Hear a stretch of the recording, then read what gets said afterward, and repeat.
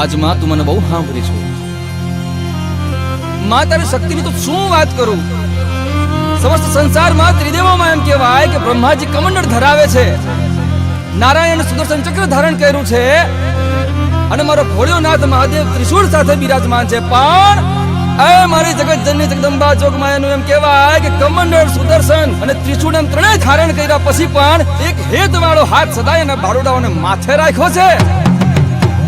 ચકંબા સદંબા શુભમંબા સ્વાવલંબા શિવ વેદ દો વિદંબા સતીદંબા વખણાઈ। હે 9 લાખ નો બડિયારી હું તને સાથ દઉં તો હોકારો દેજે માં, હા મારી હા।